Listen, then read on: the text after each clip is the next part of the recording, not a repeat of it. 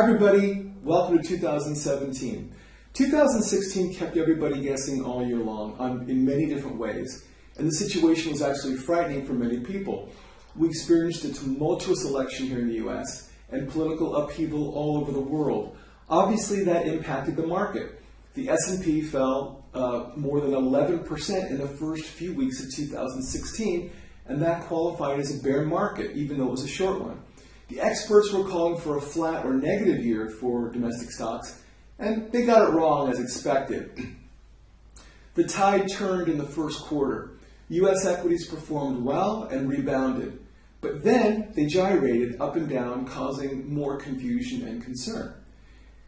And by the election, it looked like the talking heads got it right. The market was actually flat for the year.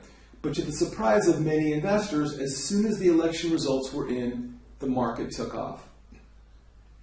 Interestingly, foreign stocks were expected to do better than U.S. stocks because international equities were less expensive and interest rates overseas were declining. But that didn't happen. European stocks actually lost money in 2016. This is more proof that it's critical to follow what's actually happening in the market rather than make bets on an unknowable future.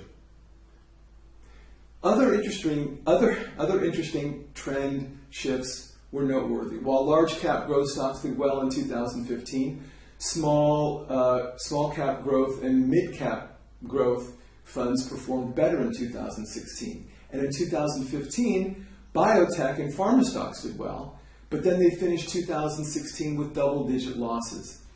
This all goes to prove, again, one very important concept. Paying attention to the talking heads on TV, radio, or on the internet and following their predictions is usually very costly. As difficult as it was to do, staying calm and following investment rules was far more profitable in 2016. Now, let's try to get some market perspective. The benefit of being in this profession for more than 30 years is that it forces me to study long-term market trends. And what's been happening in the market since actually the year 2000, it kind of looks like how the market performed from 1968 to 1982, if you ask me.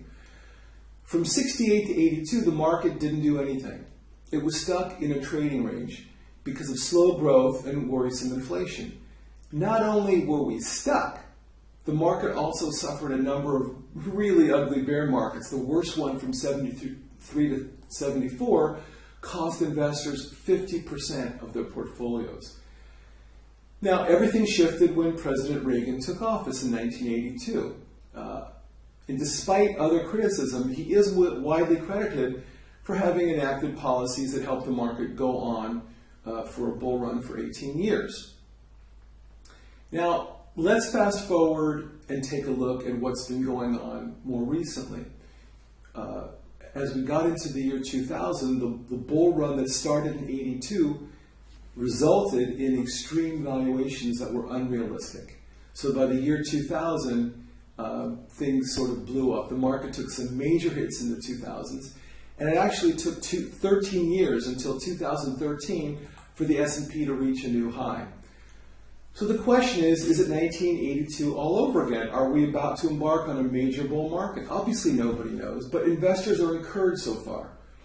No, there's no doubt about that. The market is up over 8% since election day. Infrastructure stocks have been soaring, and defensive stocks have weakened. Gold is a really good example. Gold is off more than 10% since August 2nd, and that means fund managers aren't concerned about a recession in the near term, or inflation, or a weak dollar. What's done well? Investment banks, life insurance, coal, furniture, retail, construction stocks. These have all done really well. Why is that happening? Well, because Trump has said that he'll invest in coal, help American manufacturers, cut taxes, and spend a lot of money rebuilding our roads, bridges, and other infrastructure. Now, if he's unable to do it, the market will probably reverse itself. But so far, business likes what it hears, and so do investors. And since the Republicans control the White House and both houses of Congress, if he does work to implement those campaign promises, it will be easier for him to get it done theoretically. The market is saying that these policies will grow the economy. Let's take a little bit deeper look at some of Trump's proposal. He's talking about cutting taxes, cutting down on regulation, repealing or reforming Dodd-Frank and Obamacare. He says that he wants to reverse the current situation where businesses have been investing less and less in their business since 2012, which is in fact true. That's been happening. Now, you may or may not like Trump, you may or may not like his policies, and they may or may not work, but that decline in investment has to be turned around. If business owners invest less and less in their businesses, it could very well bring about the painful recession that everyone wants to avoid. Time will tell, but it's a critical thing to monitor, which I will continue to do. Let's talk a little bit more about the infrastructure spending. Most taxpayers get a little frightened and uptight when politicians talk about infrastructure spending. That's because usually that spending includes waste, corruption, and pork barrel projects for their pet constituents. Now, obviously, the Trump plan could end up being more of the same. But it is structured a little differently, at least as presented. The infrastructure plan proposes investing $1 trillion over the next decade, but using private money to do so. To encourage private companies to invest that money, Trump wants to provide tax credits for projects that generate fees. In this way, if he's able to do that, at least in theory, the plan would be self-funding. So the proof is in the pudding, and this is yet another important development that needs to be monitored, not to be dismissed out of hand and not to be accepted with blind faith. The next issue is the market overvalued right now? The answer to this question depends on how you measure value. And one way to do that is to compare the earnings yield on the S&P 500, which is currently at 5.9, to the 10-year Treasury, which is currently at 2.15%. So from that perspective, stocks still look cheap because the S&P yield is more than twice that of the 10-year Treasury. And clearly, low interest rates continue to make the stock market appealing, and rates are going up. But the good news is, even if rates skyrocket to 0.75%, it's still not high enough to really compete with what's going on in the market. So we've got a ways to go, at least from that standpoint. And there are other indicators that support investor confidence. These are mainly measurements of how professionals feel about the market. Interestingly, when these people get overconfident, the market usually drops. And right now, pros are cautious, and that's a good sign for now. So let's take a closer look at what the year ahead may bring. Now, pundits expect and say that President-elect Trump is going to be the big story for investors this year. They could be right. They say that if he does well, the market will soar, and that if he fails and falls on his face, the economy and the stock market will get clobbered. They could be right. Certainly, the proposals he is able to enact will have an impact on all of us. And we don't know what changes will be brought about. But based on my research, I think that you'll see that his administration will try to do some of the following. They'll try to deregulate big business, healthcare, energy, finance, but probably in a less extreme way that most people expect. He'll try to cut corporate tax rates with the goal of having a zero loss in revenue. He'll make minor cuts in personal taxes that have a small impact on the deficit. He'll try to make limited changes in trade, tariffs, and immigration legislation. And again, I could be wrong, but I think that the trade tariff focus will probably be on Mexico rather than China. Obviously, this is what I think is going to happen.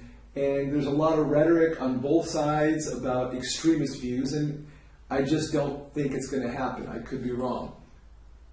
I think we'll see a big increase in military spending, and I think that we will see infrastructure spending, and hopefully that will be with limited impact on the deficit, but I don't know. And last, I think that he will make gradual tweaks to the Affordable Health Care Act. I don't think you'll see it repealed without something to replace it, and I don't think you'll see anything happening very quickly there, but you'll see incremental tweaks. This is what I think.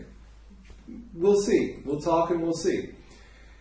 This is all conjecture on my part, but if these are his goals, And if they are executed well, it could stimulate the economy. If done poorly, however, or ignored, it could derail the economy, cause massive deficits, higher interest rates, higher unemployment, inflation, and even a potential ratings reduction. This is again why it's so important to continue to monitor the market real time rather than have a static allocation. Of course, there are always the unknowns and surprises. Many people are convinced that whatever Trump does will have the greatest impact on our economy and personal finances. They could be right, but based on my 30 years experience, if history is any guide, it's highly likely that the big story for investors in 2017 will be something that nobody sees right now. No one sees it coming. In summary, I'm just like you. I have expectations for 2017, although they might differ from yours. I expect less market uncertainty around the newly elected president as his policies are clarified, for better, for worse, and this could be helpful or hurtful for the market. I expect greater volatility in Europe, and this will be as a result of immigration changes, Brexit, the Italian referendum, and elections in France. And I expect rates in the United States to go up moderately. No big aha there. And I also expect the economy to continue expanding. But my expectations have nothing to do with the nuts and bolts of what I do, which is to adjust holdings as the market requires. Last year, some of our holdings did better than the market, and others did worse. Some of our holdings included emerging market funds. And these did great for most of the year, but did poorly as soon as the election was over. And we got out of those funds almost immediately, but it did impact performance. Also, in the beginning of the year, when the market entered that steep correction, we took a defensive position to protect you in case the situation got even worse. And that also cost us a little bit, as the market bounced back really quickly, and it took us some time to re-enter. In 2015, those precautions helped performance, precautions that I took. But this year, they didn't. I still think that it makes sense to make such moves and take precautions. And I think it's really important to protect your capital, because I'd rather make a small mistake and correct it than make a huge mistake and watch it get worse and worse. That didn't happen to us in 2008 because we did take corrective action. But it did hurt a lot of people, and it cost them a lot of money. My experience tells me that this is the best approach to take if you want to grow your money safely, avoid the huge mistakes, enjoy your life, and not waste time worrying about your finances. It's sort of like an insurance policy. Although, obviously, the past is no guarantee of the future. We can't guarantee results. Now, if you have any questions about this, please let me know. I'd be delighted to speak or sit down with you in the office. Just give Kim a call in the office, 818-889-6700, extension 4, and she'll set up a good time that fits with your schedule. Thanks a lot for allowing me and people in my office to be on your team. Have a wonderful 2017. Please feel free to share this with people you care about, family and friends. And I look forward to connecting with you soon. Thanks.